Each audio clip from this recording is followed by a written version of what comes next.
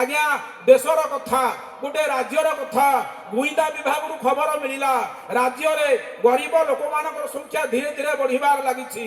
राजा डकाइले मंत्री को बोले हे मंत्री ना कौन है ना राज्यर गरीब संख्या बढ़ुची ना हाँ ना कौन करवा राज्यर समस्त लोक धनी केमिति होबे।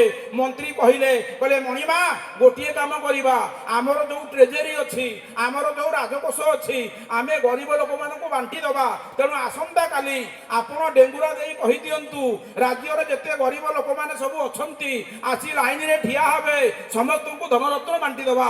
राजा आदेश देले डेंगुरा वाला को डेंगुरा वाला गला राज्य सारा बांटीला कहला सुण सुण सुण आसंता काली राति पाहिले राज नगर पाखरे आपण माने समस्त ठिया हबे राजा तांकर समस्त धन संपत्ति को आपण को बांटी देबे। राति पाहिला राज्यर जेते गरीब लोक माने थिले जो माने खाइबू पाउनथले जो मानकर घर नथिला जो मानकर द्वार नथिला से माने समस्त जाईकी राज दरबार राजद्वार रे ठिया हले बंटन कार्यक्रम आरंभ होला। स्वयं राजा निजे स्वयं राजा निजे ठिया ही सबुजाक तदारख करुथांती। दिन 10टा बेले भंडार खोला हला धन बांटिबा कार्यक्रम आरंभ होला।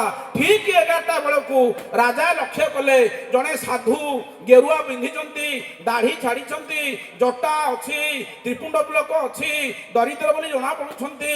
11टा बेलू साधु आसी धाड़ीर शेष धाड़ी रे ठिया हले। आज्ञा 11टा गला साधु से धाड़ी शेष रे दिन 12टा हला साधु से धाड़ीर शेष रे दिन गोटाए हला धाड़ी से धाड़ीर शेष रे साधु उठी आइचंती। जेते बेले 5टा बाजी गला राजा को मन आश्चर्य हला।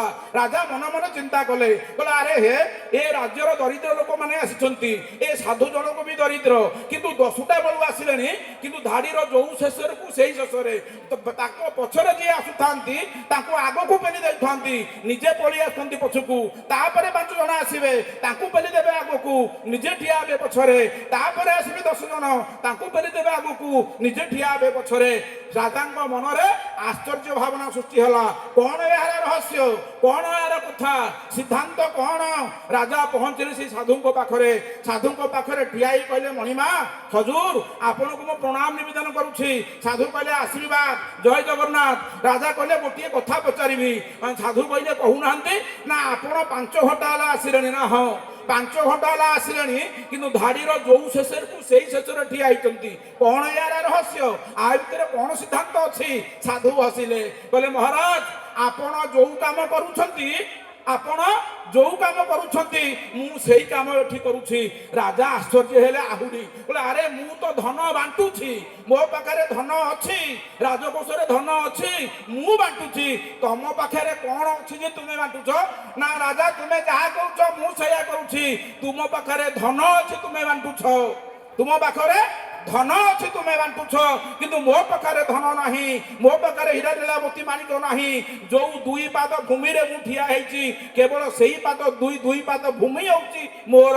तेणु जेते बेले मो पछरे जे लोक आसी ठिया होचंती दरिद्र लोक आसी ठिया होचंती मु केवल मो जागा पर ठिया हिथिबा सेही 2 पाद जमी को ही तांकु दान करि देउछि। तेणु हे महाराज तुमे जहा कहछ मु मध्ये सेया करूछि। आपण मानक आगरे ए गपटी कहिबार कारण हले या ए समग्र संसार केवल दान ही जुटी।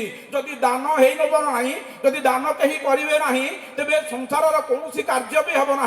आज आपण मैंने जो आनंद बसी दीर्घ 50 वर्ष है केते ब्याच पिला पाठ पढ़ी गले तार मूल रही दानर प्रभाव।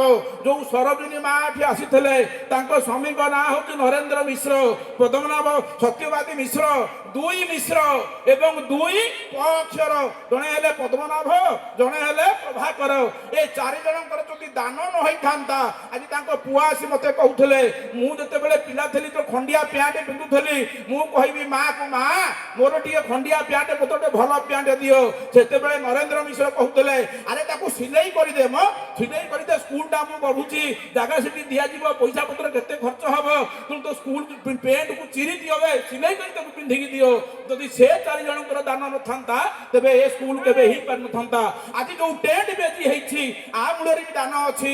ଯିଏ ବି ଟେଣ୍ଟ କରିଥିବ ତା ବାପାଠୁ ପଇସା ଆଣିଥିବ, ତା ବାପା ଯଦି ଚାକିରି କରିଥିବ ଶ୍ରମ ଦାନ କରିଛି, ତେଣୁ ଶ୍ରମ ଦାନ କରିକି ଚାକିରି କରି ପଇସା ଆଣିବାକୁ କରୁଛି। ମୋ ବୋଉ ତା ଯୌବନକୁ ଦାନ କରିଦେଲା ବୋଲିକି ମୁଁ ଆଜି ସୃଷ୍ଟି ହେଇଛି। ମୋ ବାପା ତାଙ୍କ ଶକ୍ତିକୁ କ୍ଷୟ କରିଦେଲେ ବୋଲି ଆଜି ମୁଁ ସୃଷ୍ଟି ହେଇଛି। ତେଣୁ ଏ ସଂସାରରେ ଏକମାତ୍ର ଗୋଟିଏ କଥା ହଉଛି ଦାନ। ଆଜି ଆମମାନଙ୍କ ଗହଣରେ ଅଛନ୍ତି କିଏ? ଇଞ୍ଜିନିୟର ପ୍ରଭାସ ମିଶ୍ର ମହୋଦୟ ଅଛନ୍ତି। ଆଜି ଆପଣମାନେ ତାଙ୍କୁ କାହିଁକି ଡାକିଛନ୍ତି? ସମାଜର ସତ୍ୱାଧିକାରୀ ବୋଲି? ଆଦୌ ନୁହଁ।